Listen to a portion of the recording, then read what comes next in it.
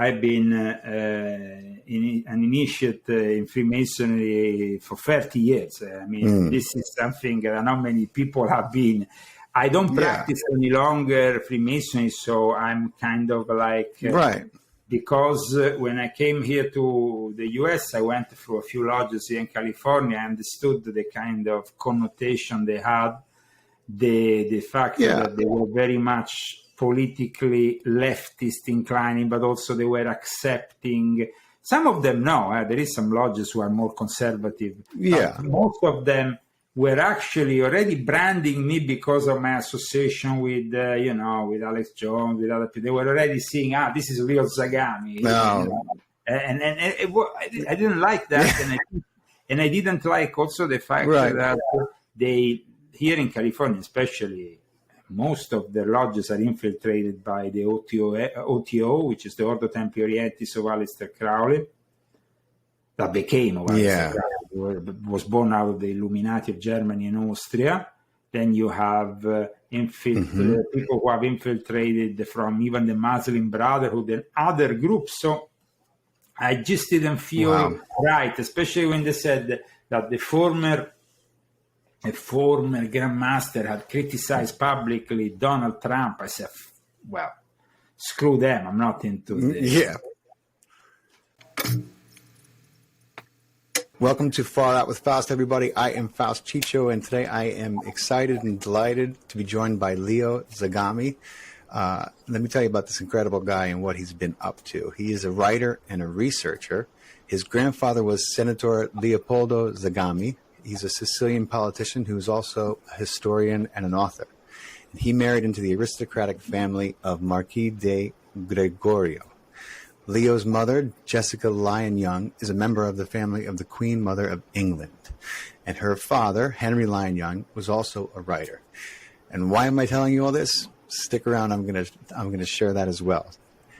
Leo, aka Young, is he was well known and renowned in the media and music industry as a record producer, but he gained global notoriety in 2006 because of his direct involvement and knowledge of the New World Order and secret societies that we often refer to as Illuminati. His writings rose to international attention and gained such attention from people like David Icke, who you guys know from my show, because it contained accurate and evidence-backed inside information. Now, between 2009 and 2013, Leo began publishing books in Europe and Japan based on a wide variety of subjects. I've gotten into a few of them. They are incredible. And they range from the history of secret societies in the Vatican to geopolitical matters concerning the New World Order. He's contributed on a number of books dedicated to exposing the secret world of Vatican Freemasonry. And his work is just incredible. We're going to get into it, and you guys are going to have a lot to go on if you're interested in this kind of work. Leo, thank you so much for beaming in, brother. It's an honor to have you on the show. A pleasure. Far Out with the Faust. I hope you haven't done a Faustian pact of some kind, but we are here to I get that a lot. Talk about all those who did. That's right. That's right. So we are indeed. I guess you have a lot of questions. We spoke before starting the show about I do. The so books, mine. So I mean, I guess you are well versed into my work. I am. And so first, let me say that it takes tremendous courage and a big heart to do what you're doing and what you've been doing. It's not an easy road to come out and speak about these things, especially when you were so involved. And so I just want to tip my hat to you, my friend, and say that right off the bat. Utmost respect for you and what you've done with your life. Absolutely. It's not an easy option to make that choice. And I guess that it's still not an easy option, but at least during the last 20 years, in some way, I managed to awake some people to the reality of what really goes on behind the scenes. Indeed. Indeed. I can't even imagine. But so much to talk about. I thought we would start with, because I've never had anyone on the show who's so well versed and familiar with kind of this part of history, this part of the world, and what's gone on there, which is pretty unbelievable for a lot of people, particularly Americans who tend to be in general on the naive side about what's happening with the Catholic Church and with the Vatican and with some of these secret societies, But I thought we would start with the Jesuits, because I know I have questions, and I know you spoke about this extensively in more than one of your books, and I haven't got a chance to read all of them yet. But, my question is, how did the Jesuits go from being something that was outside of the Catholic Church, to something that I think could be considered a nemesis and a rival of the Catholic Church and the Vatican specifically, to the point where we are today, where it is kind of totally infiltrated and almost taken over to a large degree the Vatican and the Catholic Church hierarchy? First of all, thank you again for having me on and for being able to discuss also topics that are kind of demanding for most people that, of course, don't have an idea, like you said, of what really goes on, especially in the Catholic Church these days. It's not really correct to say, though, that the Jesuits were external. They were external to the Catholic Church probably for 6 years. That was between 1534, when they kind of put together this group of friends, this idea in the University of Paris. And then they managed to get this idea accepted in 1540, because we were at the beginning of that delicate phase, which was the Reformation, and so the Catholic Church wanted to go on the offensive with the Counter-Reformation, and they didn't really have, since the demise of the Knights Templars, a military religious order that could fight the enemy of the Church in the same way. And of course, they chose for this mission somebody who had a very not a very clean past. I mean, he had been arrested 5 times by the Inquisition before really getting his order accepted, and in 1540 it was sanctioned basically by papal decree. But before arriving to the papal decree, he, with his group of friends in Paris, had seen what was going on. I mean, he had been also for a period in a college where Calvin, who of course is the guy who created Calvinism, was present. And so Protestantism was rampant, was kind of very popular, and it was gaining momentum. And they had destroyed the statue of the Holy Mary, which also in a way turned him to find these friends and say, we need to defend the church, and we need to do it with the foundation of a new order.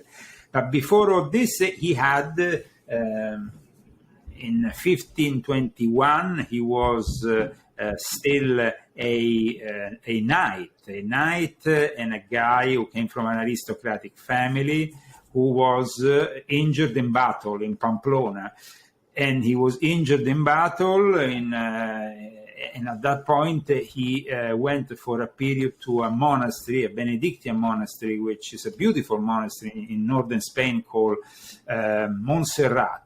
And basically there is a statue of the Holy Mary of Montserrat, which is a Black Mary. The traditions of the Black Marys goes back to Isis, because the Catholic Church kind of built up this worship of the Black Mary on the old worship places of Isis. And he,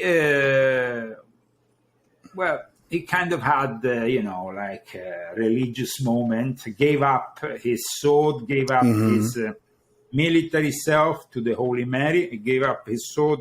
He left his sword in front of the statue, and he gave himself to religious life. And at that point, he was supposed to go back to Barcelona, but on the way, he found another holy place where he stopped in this cave, where he also started to devise what would become the foundation ground of the spirituality of his order, known as the spiritual exercises of Ignazio Loyola. And it was at that point that he created let's say, the spiritual basis. Then he picked up a mule, he put all his books, and he went to Paris, and then the rest is history. Basically, creating, though, an order from scratch meant also he had to inspire himself to somebody.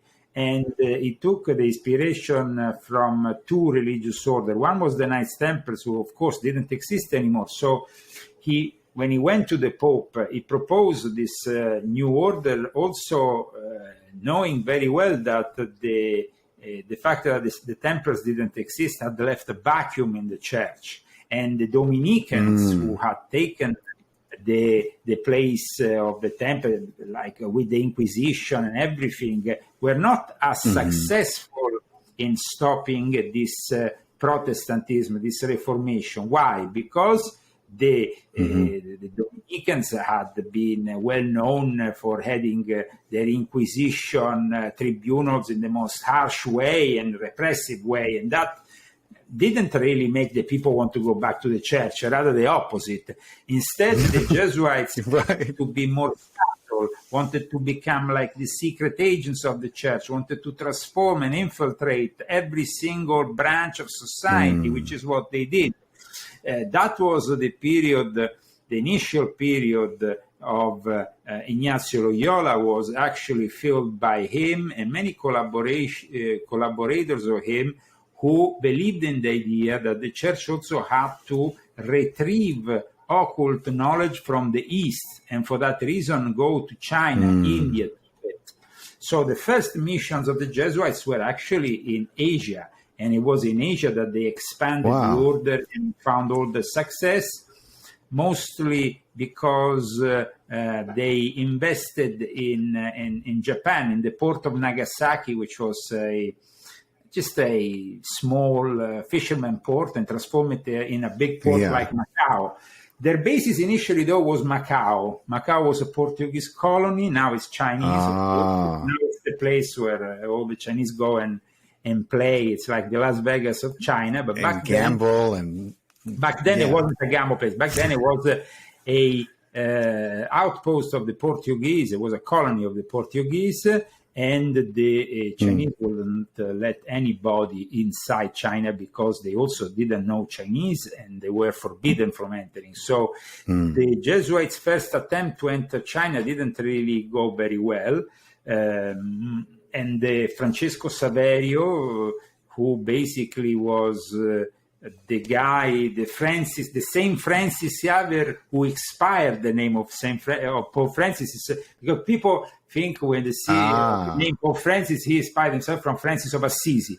That is actually the more, it's just, to feed the masses with a false myth. In reality, he based himself on a saint, which was a Jesuit saint, and one of the co-founders of the order, whose first mission was to go to Asia. Wow. And he eventually died in the outskirts, I think in the island of Sakshan. I don't know if you pronounce it Sakshan, but in the outskirts of China, not yet been able to enter China.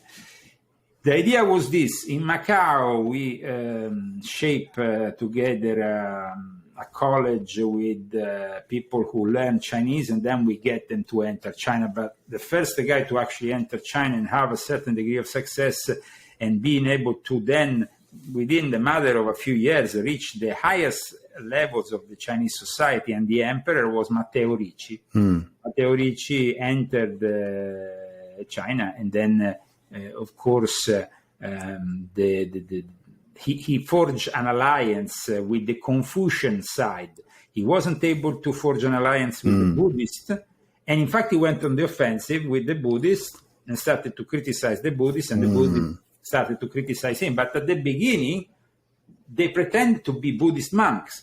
The thing is that the Jesuits were very much camouflaging themselves, and they actually became lamas in Tibet and were basically welcome in the Buddhist monastery in Tibet. So they had also an experience. That soon after the arrival in China, there was also the arrival in Tibet of the Jesuits. And at the same time, they started also to spread through India from Goa. Goa was another important place for the Jesuits and for the Jesuits to be able to then, in a way, spread their tentacles all over Asia, which was the first place they really colonized. And then later on, another place which was of great importance for the Jesuit order, let's not forget, is still to this day South and Central America, where they, of course, together with the Portuguese and the Spanish monarchies,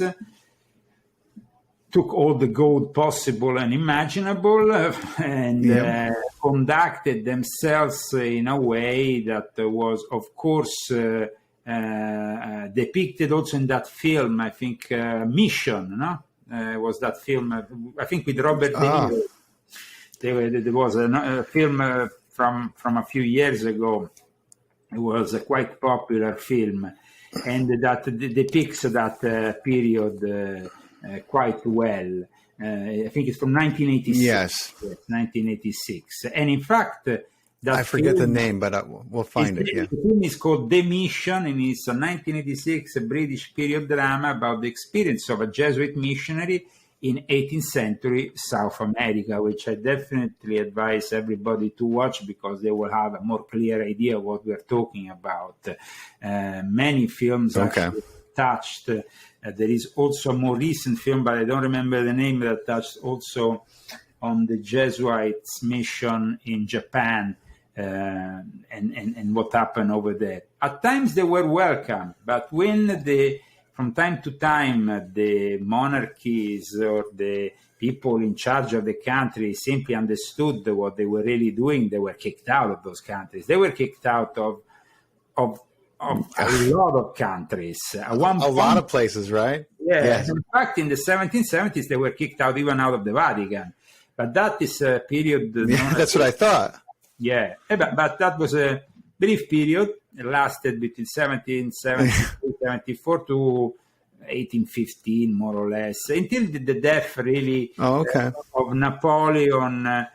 Sanctioned a turning point, also because let's not forget that they were definitely also behind Napoleon.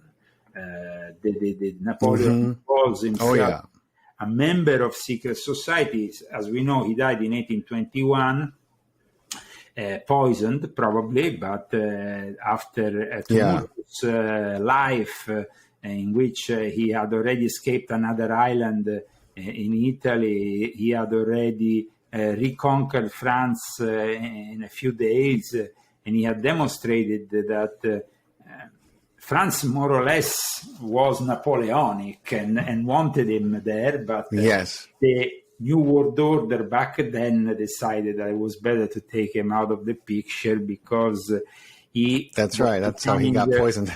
Yes, and he was very powerful, but he had also this initiation that he had received from Count Cagliostro, who was one of the heads of the Illuminati. So he was actually very knowledgeable, and for that reason he conducted expeditions that went all the way to Egypt, and it was during the Napoleonic period that we had the discovery of the Rosetta Stone that influenced so much later the whole unfolding of understanding these hieroglyphs that up until then were never really fully understood, if not by the Jesuits themselves, because there was a guy called Athanasius Kircher that was also very influential within the Jesuit movement. There is two Jesuits who influenced the Jesuit movement more than anybody else. One is Athanasius Kircher in the 17th century, and then the other one, of course, more recent one, Pierre Teilhard de Chardin, who died in the 50s, who was very influential on many different levels, because he inspired, inspired the Exorcist movie character, the main character in The Exorcist. He inspired 2001: Space Odyssey, because Arthur C. Clarke, like I explained in volume 6.66, this is something I explained in volume 6, the Pierre Teilhard de Chardin figure. But Pierre Teilhard de Chardin is such an influential figure that I also had to continue unfold his influence also in volume 7. So just to explain. While instead, if people want to become a bit more knowledgeable about Athanasius Kircher, I would suggest volume 3 of my Confessions. As you know, I wrote volume 3. 8 volumes of my Confessions. On top of that, I also wrote another book called Invisible Master and another one called Pope Francis, the Last Pope, ? Which is also been a bestseller.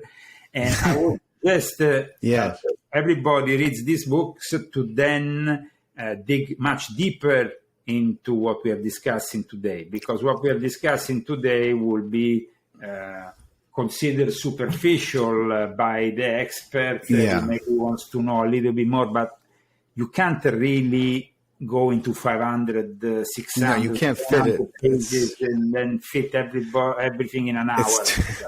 Impossible. So no, it's too much. It's too much. You know, I picked up volume 6.66, and I'm about 70% through it, and I have more questions now than I did before I started reading it, and so I'm anxious to go back and read the first volumes, and also forward to read volume 7 and your latest book. So, but the book contains such exquisite detail. If you're interested in everything that we're talking about, you're going to have to pick up the books. They're remarkable. They're well written. They're easy to read. No, but also what I try to do in my books, I try to give a book that doesn't turn old after a year that you read. I mean, the volume 6.66 was published in early 2019, and I mean, I have it here behind. Mm-hmm. I can show you. In early 2019, the symbol is the symbol of the World Health Organization. There was no pandemic back then. Just to give you an idea. The book opens with a citation also from Elon Musk, who is worried about the artificial intelligence, just like he's worried right now. There has been just recently an open letter about maybe pausing the development of things like ChatGPT because of the danger they might implement. But in this book, as you know, this danger is already been denounced. Just as I predicted, this book, Volume 7, comes out in early February 2022, already telling you about the war in Ukraine that wasn't even started, the Sino-Russian alliance with China, then the invasion of Taiwan and everything that means this alliance between China and Russia. And back then, everybody was still hoping that maybe Russia will come on board and oppose, China will oppose Russia. Never happened.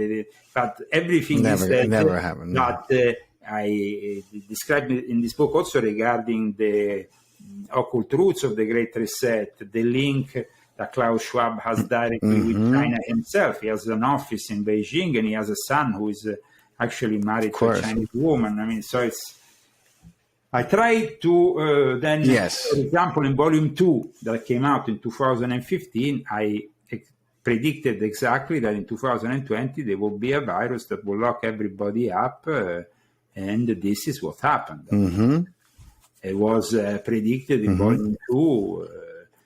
So I also give books that kind of, not prophetically, I would say, but they represent a future scenario that unfortunately is unfolding. But it's a scenario that is been unfolding for thousands of years, and then this is the natural conclusion of it, and that's what I'm trying to do here. I'm trying to warn people not to be superficial, but to analyze these things in the light of a much more complex world. And of course, also when you say Illuminati, you tend to generalize. When you say Freemasonry, you tend to generalize. So I give the more the specifics of what these groups really are. I try. Yes.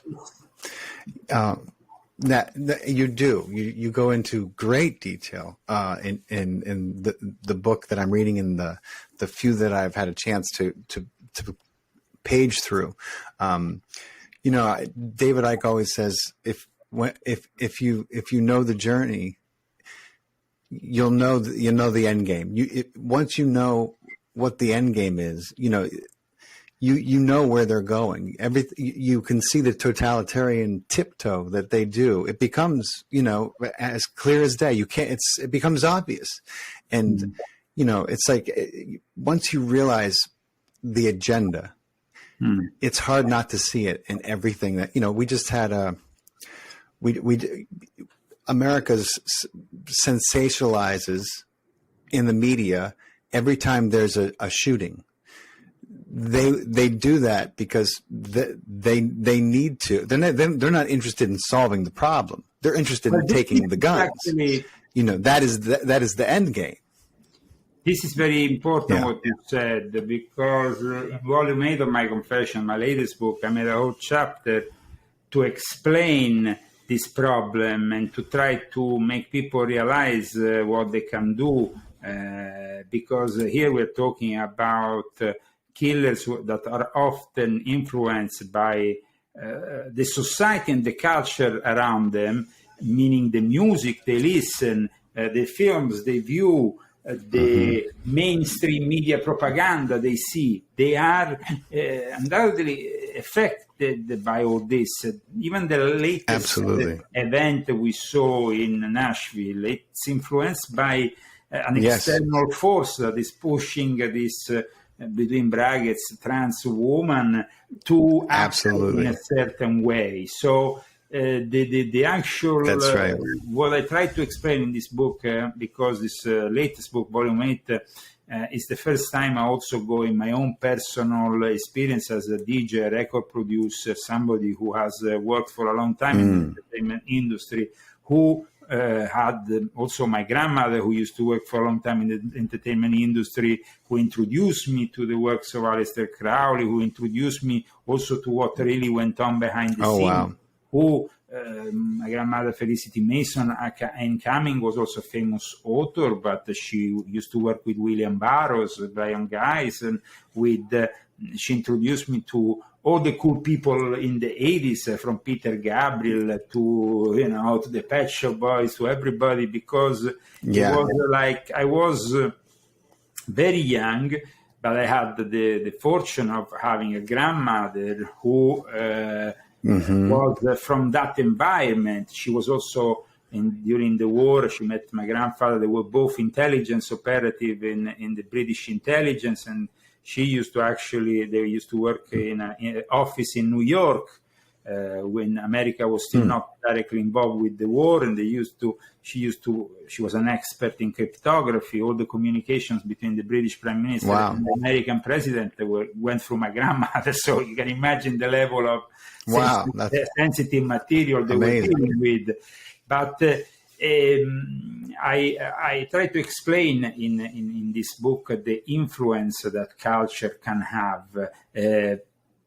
Actually, I talk a lot about these things that happen in the schools, starting from Columbine, going through other events, because often they are involving. I mean, like I said, there is this cultural influence that you can't deny if you if you listen to certain kind of music, like those guys in Columbine did, play certain video games, you turn out then to show up like a trench coat mafia, and you do what you do. But the same thing can be said for other. Now, lately we had also another phenomenon which I denounced in my book. These rappers, even who, like the guy in Boston, who goes on a car rampage, killing people after doing videos, showing that it is cool to be, a hip hop gangster of one kind or the other. But here it's not about condemning hip hop, because that will be, of course, superficial. But I must say that in my book, I say I was rather shocked when last year, though Newsom made an effort to pass a bill so that no content in these songs and can be criminally, you can't criminally prosecute them in any way. So, make them then not anymore legally liable in any way, these rappers who maybe at times really push people towards a certain kind of life. Yeah. Like many also other kind of artists. Well, that goes... this is what I try to do. I think Newsom is... he's born and bred. I mean, he's a poster child for the New World Order. He's a Pelosi. The guy has. I forget about it. Newsom, he's got aspirations to be the next president. God help us all. He is as quote liberal as it gets. I can't stand. He's a Jesuit stooge, because when you say Pelosi, you're talking about somebody who was brought up in Georgetown with the husband, belonged to a certain secret society in Georgetown, very influential one. And so we are talking about people who are really Jesuit agents. I mean, when Pelosi was actually condemned by a bishop for supporting abortion, and who didn't want to give him any more communion, she just took the plane and went with her husband to the Vatican, and the Jesuit Pope gave her the communion. So this is, the way things work out in that world. But then you have to understand here, we talk about the Jesuits, and the Jesuits represent definitely a very important part of this conspiracy. But this conspiracy has also another part that is helping out the Jesuits, which is the Sabbatean Frankists. Without the financial help of the Sabbatean Frankists, who are heretics from the Jewish world, the Jesuits will not be able to do what they are doing.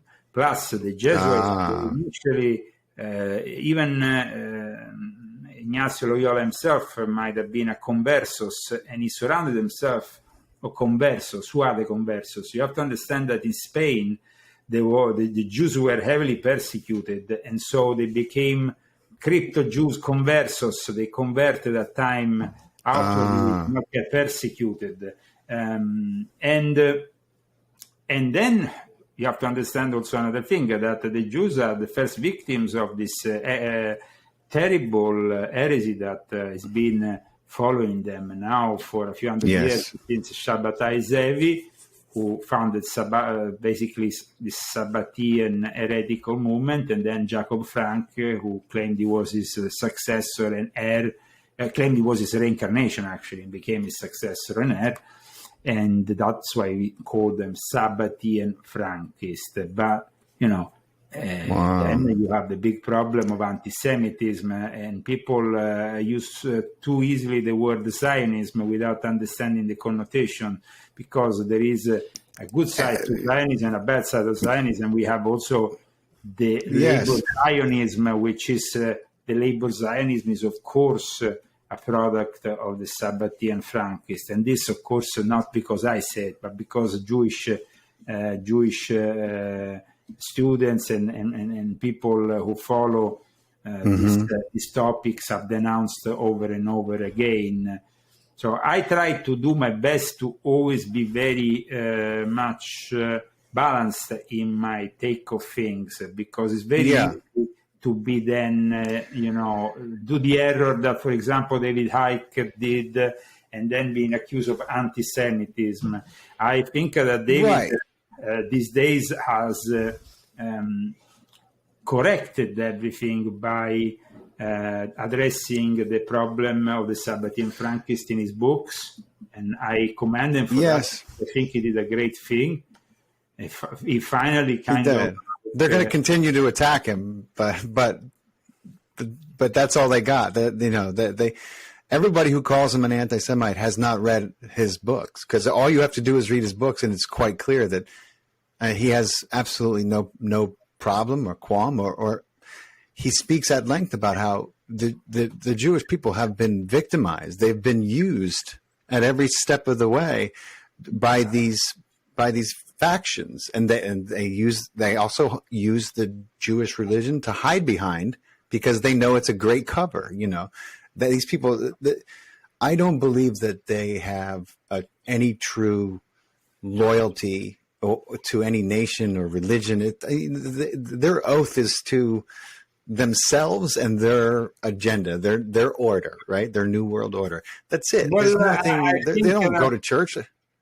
Nah, it's a bit more complex. Go ahead. In the sense, I think, yes, definitely they don't have any allegiance to any country in the world or any, and for that reason, they don't have any true belief in God, because they are in reality Satan's legion. So they act to serve the prince of this world and nobody else. They are basically trying to accomplish the mission, which is in the end to give this world in the hands of of this evil power. Rudolf Steiner used to call it Ahriman. We can call it Cyber Satan, which is now, of course, becoming obvious with the AI problem starting to increase, but it's only the beginning. In reality, Cyber Satan is built to support the rise of the Antichrist. So this is what happened. The rise of the Antichrist. It's something that is the product of Cyber Satan, and yes, I think that we need to understand that, of course, Cyber Satan is not a human being, because it's the AI manifesting all over the world, and by 2030 controlling all the system, this grid. But then you will have a human being which will raise together with it, which will then be identified as the ultimate Antichrist amongst the many we have. Right. So just to clear up. I just saw a special. I was reading something that somebody said that actually BlackRock.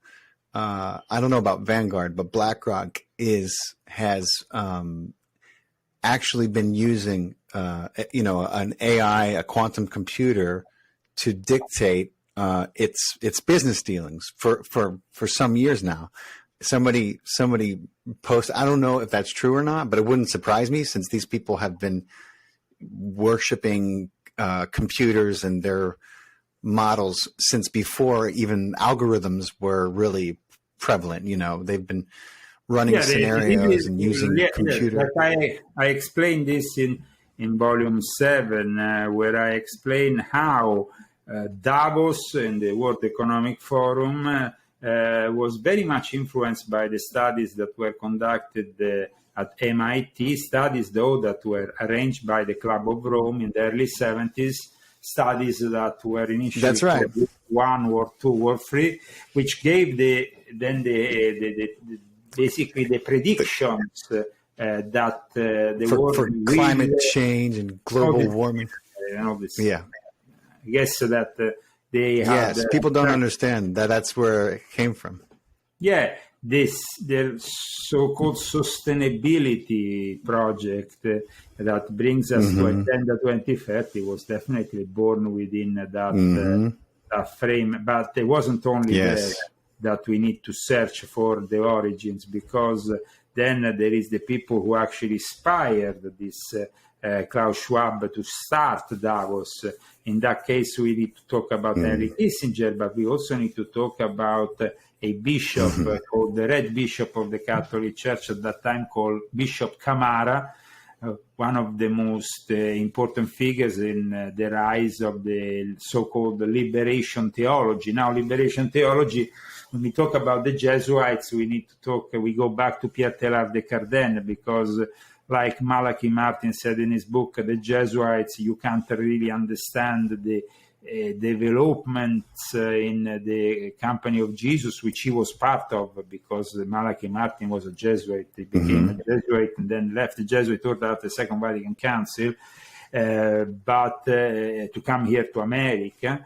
But yes, I mean, he said, without understanding Pierre Teilhard de Chardin, you can't really understand the evolution of the Jesuit order in the last few decades. So that's why I said Pierre Teilhard de Chardin, a very important figure.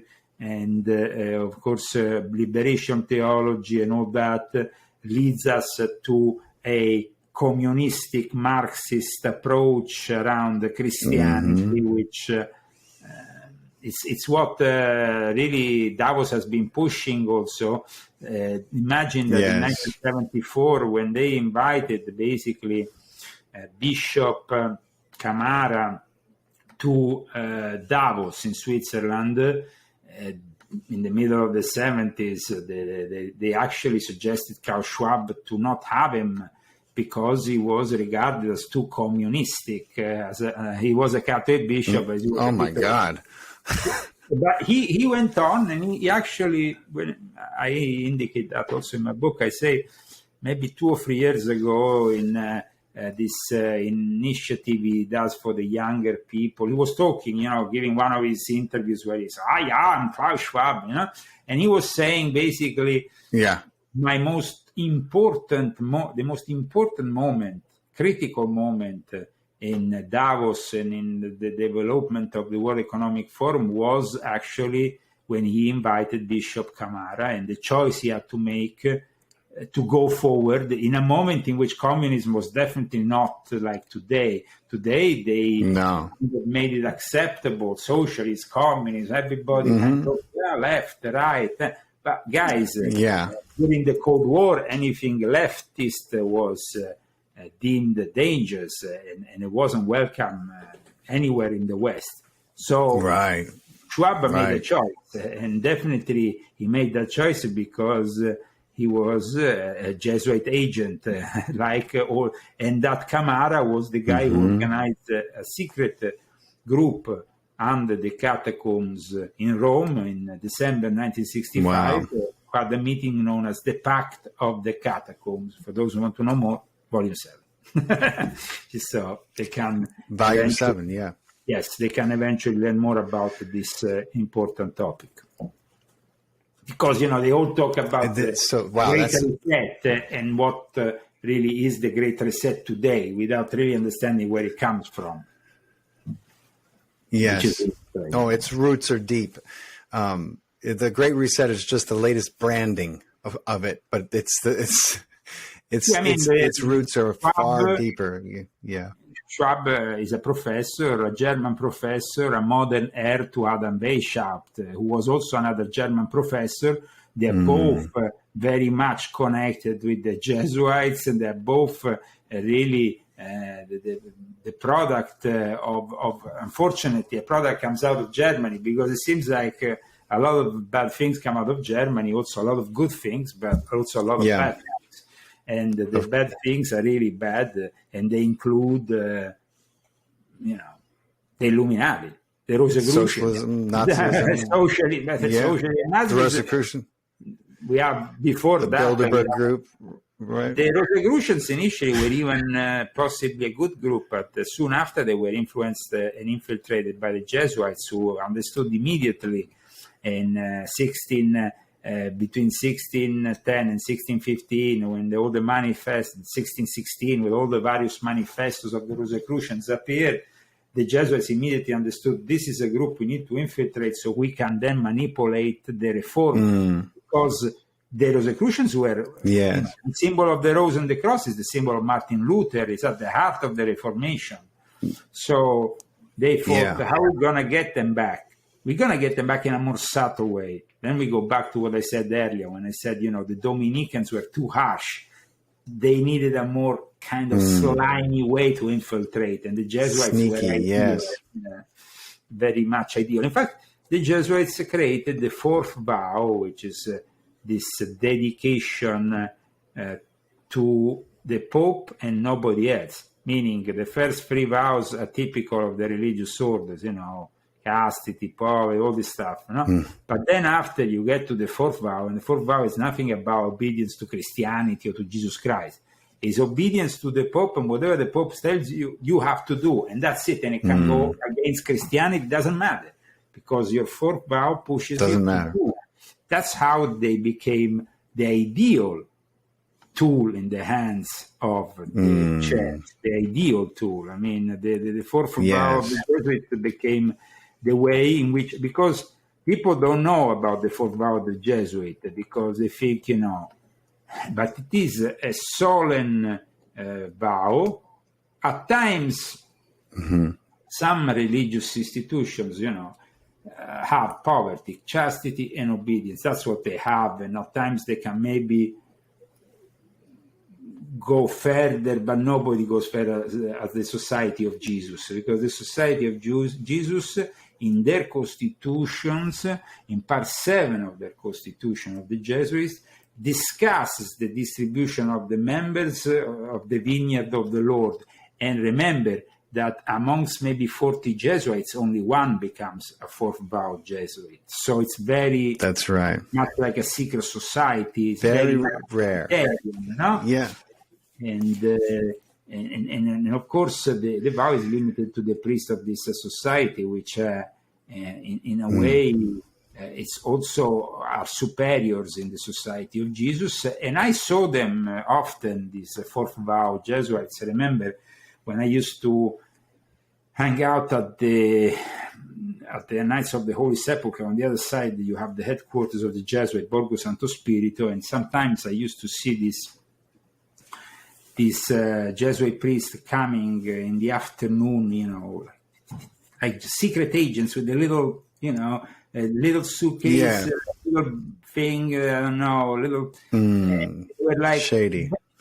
Very shady, very much looking like they didn't want to be there, like they were invisible. They wanted to become... They didn't want to be noticed. So they were very much like the most ordinary priest, at times not even dressed as a priest. They would just go up. I remember, there is an entrance at Borgo Santo Spirito. You have a guy on the left, like a portier, who then has these cameras and stuff, and he opens you, and you go upstairs. And I remember once I was talking with the portier about something, I don't remember. Huh?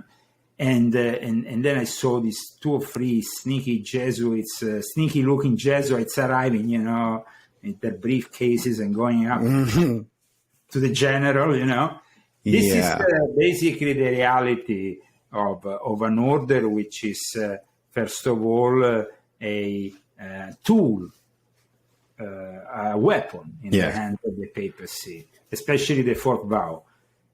Then, of course, you have most of them who only take anything you want. So then, when you generalize and you say, the Jesuits, but which Jesuits? It's a little bit like when you say the Freemasons, but which Freemasons? Because, if you go to your order... There's millions of them here in America. The ones here at the local lodges, they are little more than... Those guys are drinking beers, hanging out with their buddies. They're like, listen, my friend John's a Freemason, okay? He's a great guy. I'm like, listen, all right, I believe you. Listen, I'm not saying anything is wrong with you and your friends. I'm like, forget I said anything. I understand that Freemasons, and I'm sure they're good people. I've been a Freemason all my life, mostly, since I was initiated when I was 23. Now I'm 53. So I've been an initiate in Freemasonry for 30 years. I mean, this is something that not many people have been. I don't practice any longer Freemasonry, so I'm kind of like... Because when I came here to the U.S., I went through a few lodges here in California. I understood the kind of connotation they had, the fact that they were very much politically leftist inclining, but also they were accepting. Some of them, no, there is some lodges who are more conservative. Yeah. But most of them were actually already branding me because of my association with, with Alex Jones, with other people. They were already seeing, this is real Zagami. No. And I didn't like that. And I didn't like also the fact that they, here in California especially, most of the lodges are infiltrated by the OTO, which is the Ordo Templi Orientis of Aleister Crowley, that became of Aleister Crowley, was born out of the Illuminati of Germany and Austria. Then you have people who have infiltrated from even the Muslim Brotherhood and other groups. So I just didn't feel right, especially when they said that a former Grandmaster had criticized publicly Donald Trump. I said, well, screw them. I'm not into this. Yeah. I wasn't really into joining. But of course, I mean, what I saw with my own eyes was this. And I remember even my wife is a Freemason because I got her initiated in London, so she knows about these things. But of course, here we're talking about regular Freemasons, so they accept only men in their lodges. But one day, we went there for an event that was open to the family also, and I brought my wife, who they wanted to join the shrine. They're called the Eastern Star. Yeah, Eastern Star. It's an order that is built for the wives of Freemasons. And yes, I basically arrived there at the entrance of where you have the parking place, and the first thing that me and my wife saw was this big pickup truck with an upside down pentagram and the image of Baphomet. Oh, wow. This is a black magic satanic symbol. Why are you letting people in with this kind of... And then I noticed that in that lodge where they wanted me to join, there were a bunch of young people who were obviously, I don't think, suitable because they were with the wrong values. They were all Satanists. They were all kind of like even if they posed as such, they were doing it maybe because they were recording a certain kind of music and they think it's cool. I don't think it's cool at all to have those kind of people within the real Freemason. So that was Crowley. Crowley's, his influence is vast, and as I don't understand it, but you know better than anyone how far his tentacles spread, into Freemasonry. It's crazy.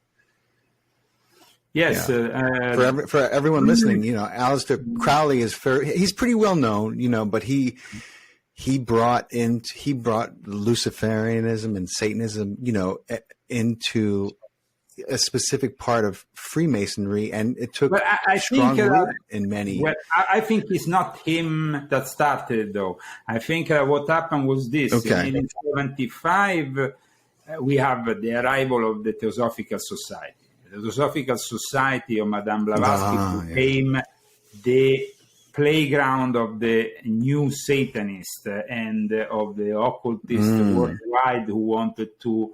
If you think about it, it was actually Ariosophy and all those things that led to the murder of millions of Jews originated unfortunately from Theosophy, because it was a theosophical background that all those people who supported Adolf Hitler at the beginning and inspired them from his time in Austria. Even the symbol of the swastika was something that was used by people who were in the Theosophical Society. That's right. You had the people like, and I explained this very much in volume 7, you have von Liebenfels, you had these people that basically were all connected to Madame Blavatsky's ideas, the Aryan race, the Atlantis. That she was a channel, right? Mm-hmm. Well, she was a channel, but what was a channel? She was channeling, but what was she channeling really? At times, one wonders really. this is a very dangerous kind of thing you're doing when you're channeling and what you're channeling. Yeah. Now, Madame Blavatsky. Well, look what the influence. Yeah. Yeah. Her mentor apparently was a guy called Max Theon. Now, her mentor apparently was also a Sabbatian Frankist, Max Theon. Some people, say maybe she was not mentored by Max Theon, but if you go and check the history of this guy whose name was Louis Maximilian Bimstein, he was a Polish Jewish Kabbalist and occultist who inspired this Hermetic Brotherhood of Luxor, this cosmic movement, and he basically inspired, he died in 1927, he inspired very much also Madame Blavatsky's moves, and the basically without, I think, Theon, I don't think there would have been Blavatsky's revelations, let's say, and the link with the Hermetic Brotherhood of Luxor is also a very important one, because then we have the Hermetic Brotherhood of Luxor, and linked, it's also the Hermetic Brotherhood of Light, which is basically the basis for the early stages of the Ordo Principi Orientis, which then manifests with initially with Theodor Reuss and this other guy called Karl Kerner, and then later on becomes this Accademia Massonica that becomes the OTO. But Crowley then is that's right. Recognized by these people, contacted because of what he was revealing and because they thought he could be suitable for leading the British section, and that's what happened later on. Then Crowley started to become very much involved with this German-Austrian secret society, but some people think that he was also involved with intelligence activities. And let's not forget that Theodor Reuss himself was a member also of British London Lodge, which still exists to this day, which is Pilgrim 238, which still is the only lodge in England that talks German and exists from the times of Queen Victoria. Wow. And Pilgrim Lodge 238, which I had the opportunity, I mean, my mentor was the worshipper master of Pilgrim 238, Julian Rees, back in the days when I was initiated at the Kirby Lodge 2818. And I didn't get initiated in the Pilgrim Lodge simply because my German is not that good. Otherwise, I would probably join myself. But I joined a lodge which was equally important, and which also had some of the same members, including this Julian Rees, who was my mentor. I think that my experience, though, in Freemasonry has been at times difficult, at times positive, because at least I realized what was really happening and how influential these people really were. And I can tell you that the majority of Freemasons are not influential at all. No. A lot of them generally want to simply study these mystery school traditions. I commend them for not wanting to waste their time maybe at a bar or at a sports bar or in a pub. Instead, they go to a lodge. I mean, that's great. But when it comes to the people who are leading these organizations today, no. The values also of regular Freemasonry have completely polluted.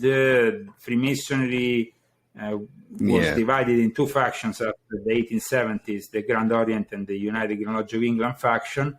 But these days, these two factions and the values they represent are getting they don't really represent different values, because it's actually the United Grand Lodge of England that is going after the values of the Grand Orient of France. I mean, the United Grand Lodge of England is the one that now accepts trans men, trans women, all kinds of trans. They don't accept women, but they accept men who pretend to be women or women who pretend to be men. So, I mean, it's just like, it's crazy. And then so in other words, they're merging, right? Like the one was more progressive, and that, well, I say progressive. What I mean is less perverse and twisted, absolutely. And the other one, yeah, they were more progressive. Yeah, I mean, yeah, because they were always linked to the Jesuits, when instead the United Church of England was traditionally linked to the Anglican Church, and always hold a little bit, because you have to understand the whole concept of intelligence services with the Jesuits was born also out of the necessity of the Reformation. But you had also Elizabeth I, who had John Dee, the first 007, and of course John Dee. That's right. Well, who was fighting John Dee? John Dee was fighting the Catholic Church. They were fighting, the that's right. The Spanish kingdom. So they were fighting the Jesuits. That's they were right. fighting basically. So this is really what happens here. There is a lot of confusion at times, but we can say that the Jesuits play more than one side, and they always manage to be very successful in playing both sides. Yeah, they're very good at that. Any other question you might have in mind? I've been curious about this. I've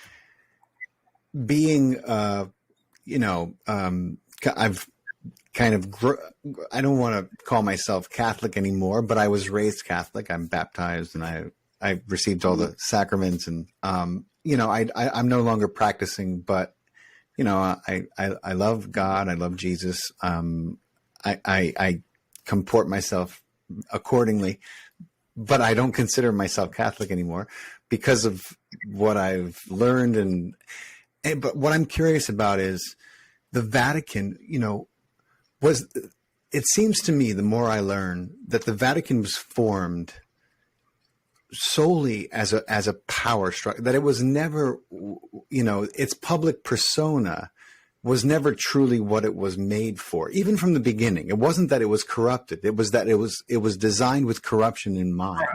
And I know that you know the history. Go ahead. Yeah. Now, let's understand a little bit what the Vatican is, because otherwise people will have, confused idea of what it really is. I mean, the Vatican came up in Rome. After a few hundred years, the Christians got accepted and became the state religion. There was a period in which, though, they were underground. With Constantine the Great and his mother, who was a very influential member of the sect, they manifested this as the state religion, which became also, in a way, the moment of decline for Rome, that eventually will transfer all the power from the city of Rome to the city of Istanbul, which at the time was called Constantinople, because Constantinople from Constantine. So, and that was then led to the period which is the Byzantium period, no? But the first 5 centuries of the church were, first of all, to understand what the Christianity really was, because we had those who were really close to Christ, who in a way didn't really want to deal so much with with Rome. There was, of course, James, the church of James. James was said to be the brother of Jesus. Already that it's kind of an uncomfortable position when you're saying the brother of Jesus. Okay, fine, but isn't Mary a virgin? So, and already creates a problem there. Then you have the destruction of the temple that succeeded Jesus, the destruction of the temple that Jesus himself had announced. So that was another problem on top. Then we had Paul Christianity, because Paul never really met, as at least it said, he never met in person Jesus.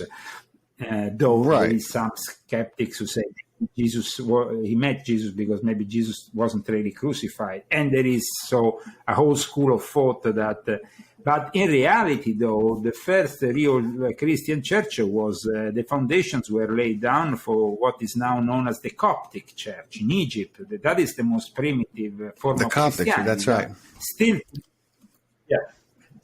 To this day, the Coptics don't really held in high esteem the Vatican, but the Vatican tries to corrupt them and to make them join their club every day of the year. I mean, I was guested for a brief period of time in Cairo by the Boutros Ghali family, which is the patrons of the Coptic Church, and they were receiving gifts from the Vatican every week.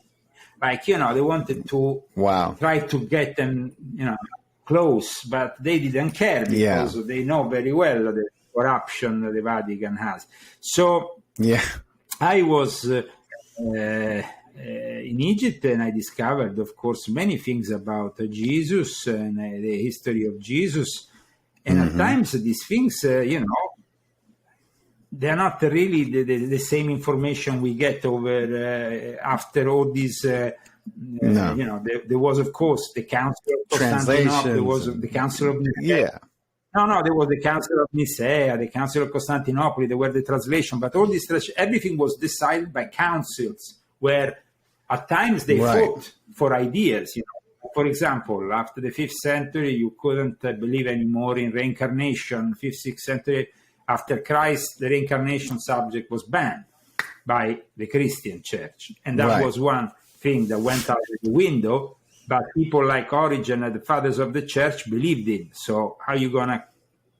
So there is a period in which Christianity evolves, and in Rome, Peter, of course, we know what kind of disciple was Peter. I mean, he was the rock. Good elements and bad. But he was, a rock on which I lay the foundation of my church. But he was also the guy who basically betrayed, in a way, Jesus before he himself said, "You will renegade, my name. You will basically, in a way, you will try to." And he wanted to hit Judas. Didn't he want to hit Judas with a rock? Who was one of them there? I think. And Jesus was like, "No, put that down." It was definitely. But the thing is that in the end, Peter went to Rome, and he had to fight himself against people like, the influence of people like Simon Magus, for example, very influential back then. People who were claiming they had the same powers of Jesus, and they were very much in that frame, in that political situation in Rome. They could have been used against Peter. Peter, in any way, laid the foundation of this sect that strived but for some centuries practiced in the underground. I mean, you just go to the catacombs in Rome and you see the traces of this church, which practiced their cult underground for many centuries. Yes. Now things are very different, but the Vatican then rise from they were underground and they rise above. But when they rise above, they became a state institution and they became one with the empire. And so also the power of the emperor, in one way or the other, was transferred to the pontifex. This figure, pontifex, it's a figure that existed in ancient Rome even before the papacy, the Catholic, the Christian papacy, the pontifex figure. But the pontifex figure is basically the figure, the Pontifex Maximus of Rome, is a figure the head honcho, right? Yeah, inherits somehow the elements of the emperor and the pharaoh. Almost like a Caesar. Let's not forget. Yeah, because after Caesar, you have the son of Caesar with Cleopatra. In theory, should have unified the East and the West in one tradition, and it would have been unprecedented. So it was a period of great turmoil. We have these traditions that kind of constitute the basis of the papacy. And the papacy is not simply a Christian papacy. It's also taking what came before and covering it up and making it their own. Rebranding it. I'm talking about rebranding it. I'm talking about the cult of Mithras. I'm talking about many other cults. The Isis cult, which I mentioned earlier, when it came down to the Jesuits, the rebranding of what the Black Mary, the Isis cult under the Black Mary. Then we have Aphrodite. We have many other cults that were simply picked up and transformed. And when they didn't find a suitable option, they were rebranded as a saint. Suddenly had a miracle in the place where that pagan cult was worshipping for hundreds of years. Whoa. Wow. And they took over the show, and everybody will then go and visit that same exact place they visited for hundreds of years as a pagan cult, but this time maybe they were worshipping a saint, because that saint had had an illumination right in the same place. I'm not saying that, but I think the problem here is that Christianity in its purest form was probably known by the community that lived with him and immediately after him with James. But Christianity, the Pauline Christianity, and what became later, well, we have to admit that there is a lot of things that have been made, and we don't necessarily have to believe them. But most Christians today, for example, when you talk about reincarnation, they will immediately tell you, you are an heretic, you are a Satanist, you are this and you are that.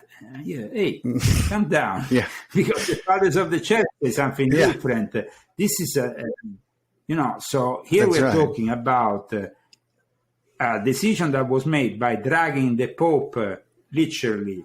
They dragged him, they picked him up. He was anchoring to in Istanbul, in Constantinople, and picking him up and throwing him on the ground and then there was some violence involved to make him then believe, to make them pass the version that they didn't have to believe in reincarnation. So, I don't know. There is many other things. Then, who is Jesus? Who is Mary? And many other things that we will never be sure until we have an open day at the archives of the Vatican. Then in that case, maybe we can have transparency.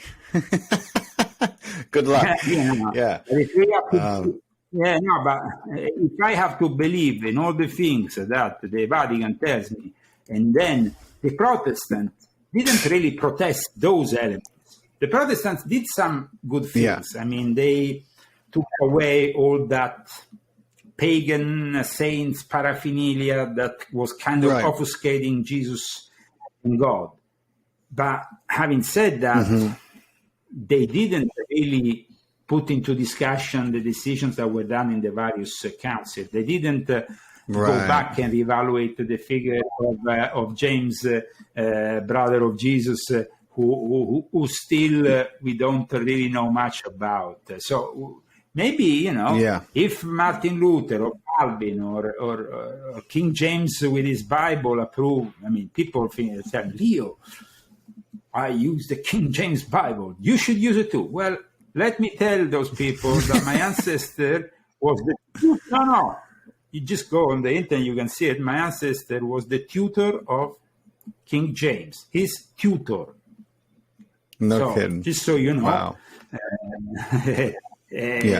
I'm talking, but then when it comes to, I think, the closer and real Christian tradition is, of course, then also the Jewish tradition, because nobody can deny that Jesus was a rabbi, that Jesus was himself a member of a religion that still exists to this day. Now, the brother of Jesus was stoned, martyred 62 or 69 years, stoned to death by the Pharisees on order of a high priest. Wow. Just to give you an idea of what the first Christians had to go through. But I mean, Clement of Alexandria said that James, whom the people called the Just, because he was an outstanding figure. I mean, and what does the Catholic Church do? They place him on the side and they give much more importance to Paul, a guy who in theory never met Jesus. Right. So, right. Well, that because you had to take away incarnation because but they don't want people thinking they got another chance at it. That's a fear. That's a fear power structure, right? The role of women and everything was. I think the corruption came in the attempt to control. Yeah. Also, also when it comes down to the women, the fact that we all know that the actual rule that the Pope himself now wants to actually discuss.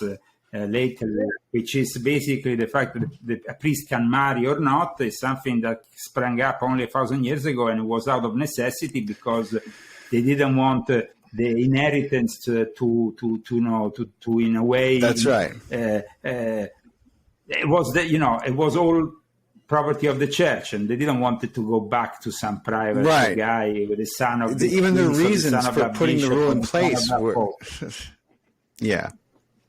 Yeah, but then they started with the hypocrisy. Then the hypocrisy, the son of the priest will be camouflaged and will then reappear becoming maybe this or this other figure. They will camouflage. The son of a bishop or a pope will still have relevance, but they will not be the son of the priest. They lived so they made it a religious a lot of hypocrisy. Yeah. And then another thing is that they created hypocrisy, they created the problems, and then in the end they helped the church becoming the perverse church of today, because now the church of today is a church in the hands of a bunch of hypocrites, because they claim they are basically accusing everybody, sodomy, homosexuals are condemned officially by the Catholic Church, and then 80% of the Catholic clergy is homosexual, and a large part is even pedophile. So, I mean, that is something that really it's a monstrosity in the eyes of God. So we are here with all these compromises, these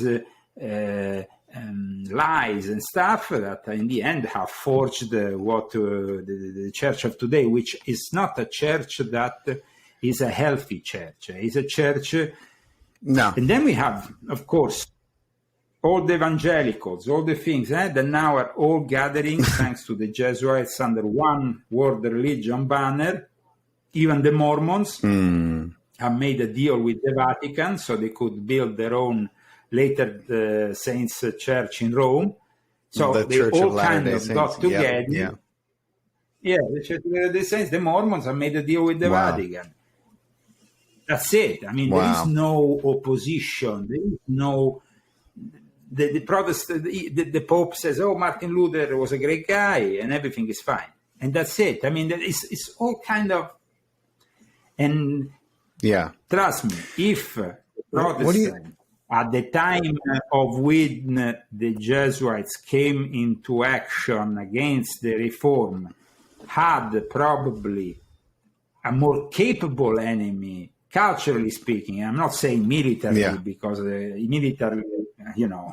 Church of England was formed, but I'm talking about if they had the knowledge that unfortunately was hidden, but for the church that at that time was the knowledge in the West. They had the knowledge. They were the ones that at the university, the school, they were writing the books. The books weren't even into print, if not thanks to them, first in Germany, and then in Italy, the first two books, thanks to these monks, German monks that published these books. I mean, but before...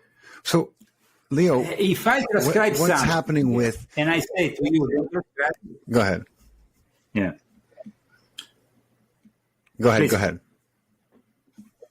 No. I wanted to ask, Okay. So... Tell me, because I've seen over the last 3 years, I've seen we saw the churches shut down during the quote pandemic. And we saw, people and attendance, particularly here in America, was already waning, and now it's fallen off, and it's never recouped. And I see churches close, and the church has made a mess of itself in more ways than one, and they've created, a disaster between the pedophilia exposure and just the nonstop, the bad press, and the business deals. It's much better than I do. They seem to be in trouble. And what I saw from the government was, this carrying away of yeah. But if you think about it, they are just following their own path, which is to put science in front of faith. That's it. Science, reason in front of faith, because faith is being destroyed. After the Second Vatican Council, the Catholic Church is no longer what it used to be. I admire those traditionalists, those sedevacantists, those people who don't believe in the church after the Second Vatican Council, because I think that everything that came after the Second Vatican Council is contrary to the tenets of the original Catholic Church.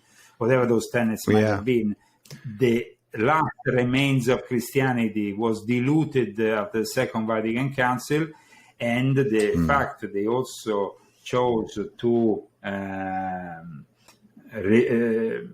basically, in the long run, even dismiss and refute the Latin Mass, which was at the center, no?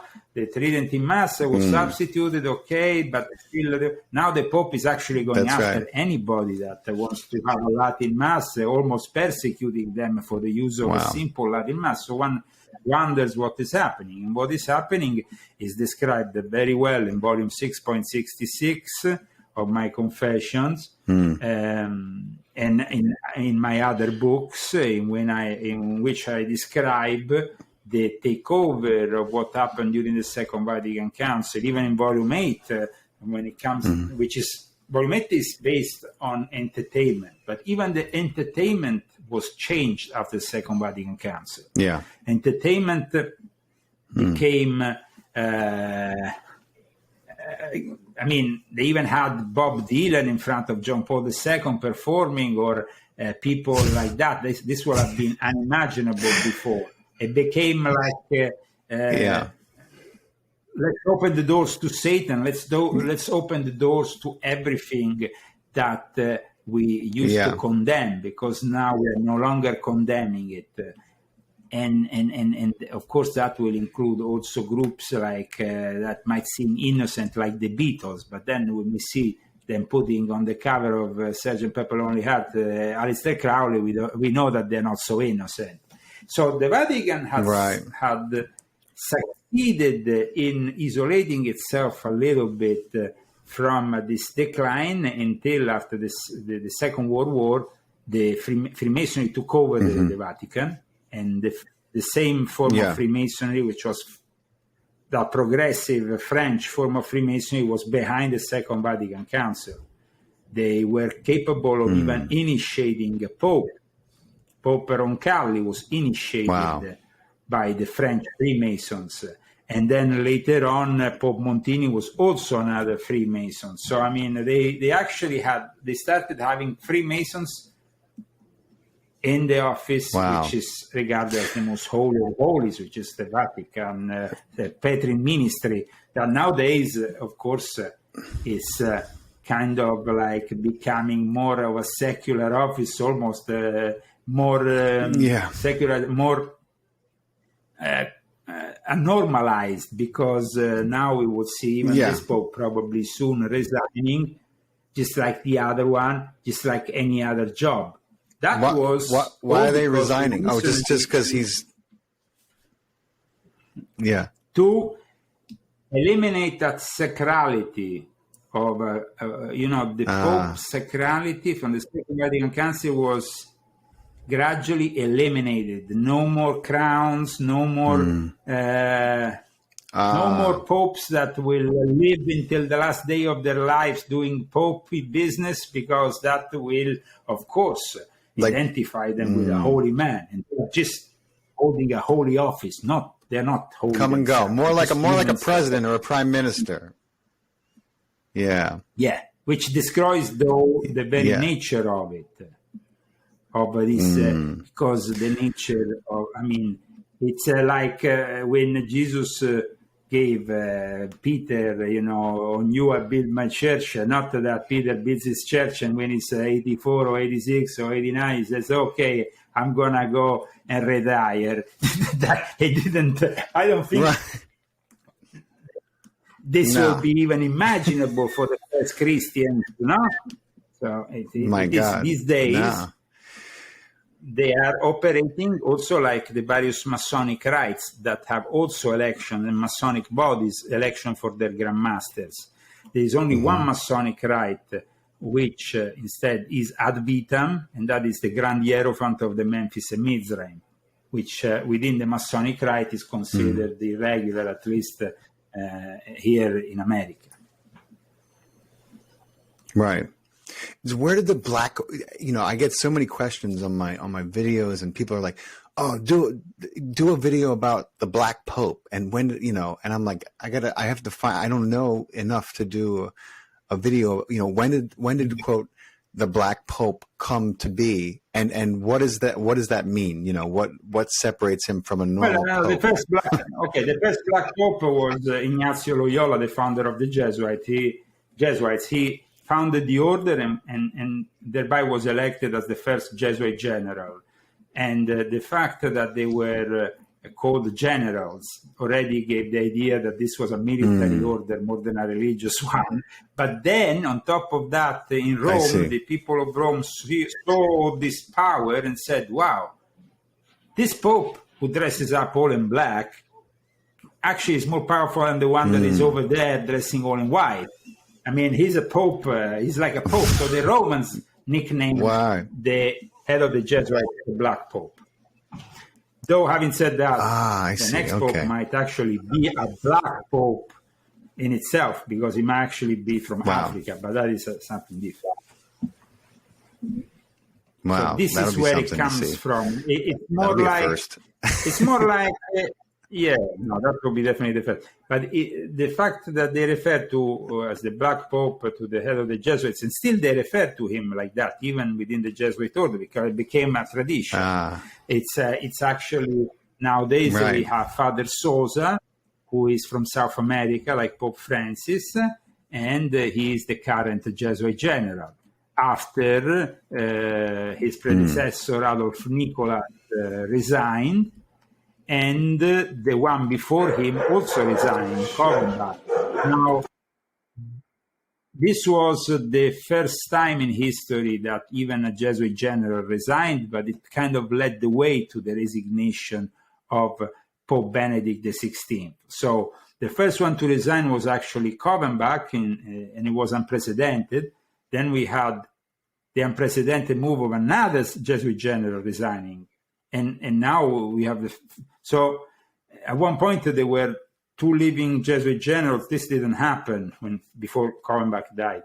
Actually, there were three at one point, I think, when this was nominated. I'm not sure when Arturo Sosa was nominated. But in any case, it was an unprecedented situation, because the Jesuits lead the way, and they took control of the church only once in their history, because before then they never wanted to have the Petrine ministry and become popes. They became cardinals, but they never, it was contrary to their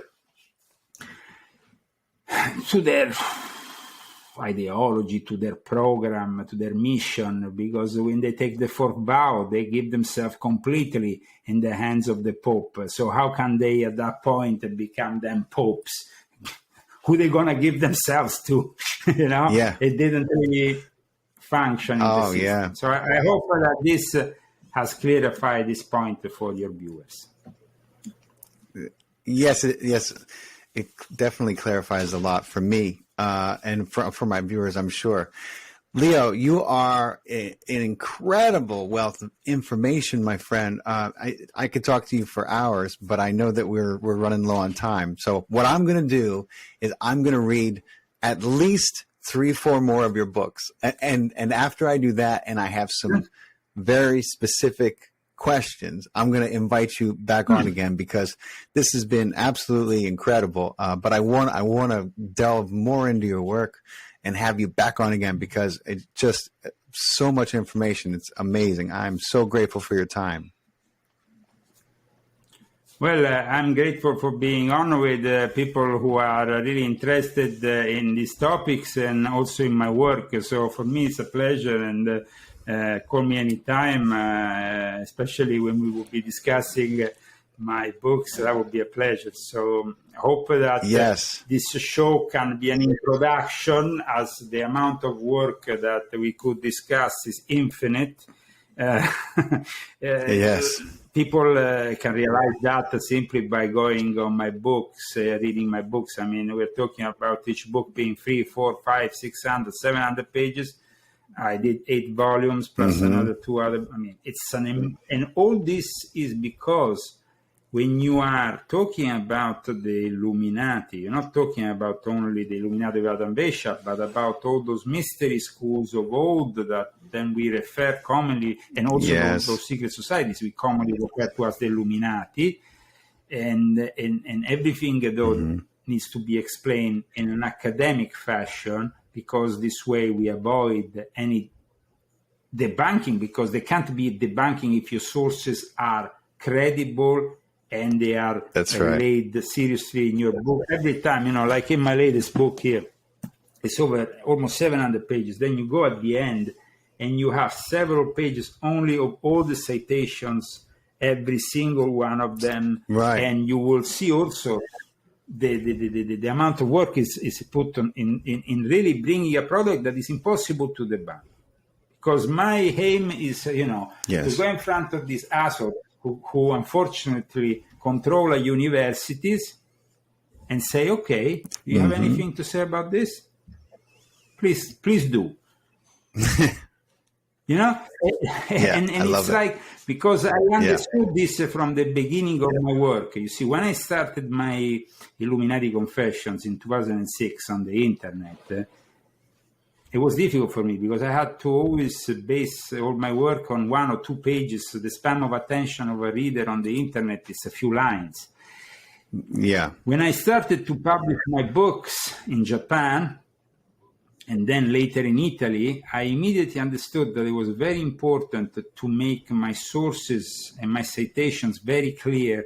Otherwise, I would also receive criticism, from the enemy. They would, say, oh, no, but he's not reliable. It's, who is, they would say Leo Zagami has nothing supporting what he's saying. No.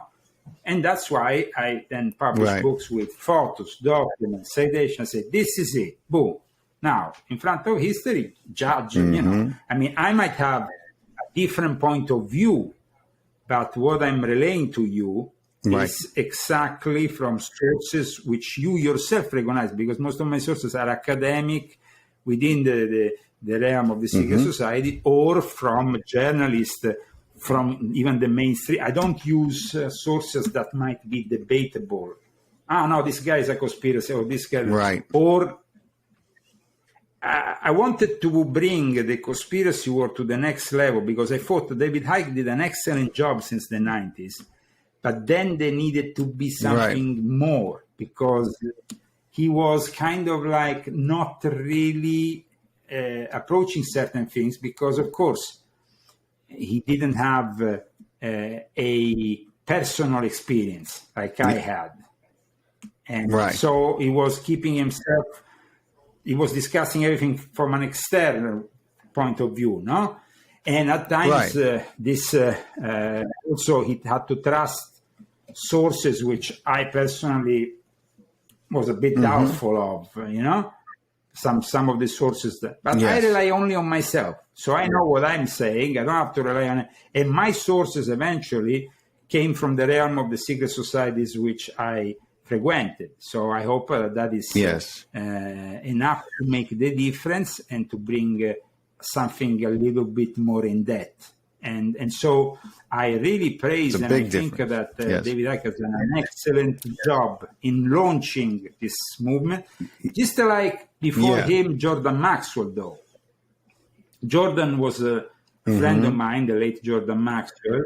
And in fact, the last time I was able to see him, I brought him a copy of my book where I actually talk about him and I say how important he was for our movement, for those who are in search of the truth. And but there is definitely, I mean, Jordan was very knowledgeable, just as David, just as other people in this so-called truth movement, if you want to call it still truth movement, like even Alex himself. But we're all doing our own thing, and I think that my own contribution has been bringing the discussion to a level that is a little bit higher, so that the enemy feels like, okay, absolutely, here I'm not going to be able to pull out the usual bullshit with these people because they're way too smart for me. So that is the field that people who read my books need to get, that they're getting, of course, the inner workings, and then that they can go in front of the person, the university school professor, the teacher, or the relative who likes to, their libtard relative or whatever, and they say no, sorry. No, sorry, that's not how it is. Thank you so much for having me on, and God bless you all, guys. And we speak soon. Thank you so much, Leo. I'll be in touch. Thank you so much. You take care.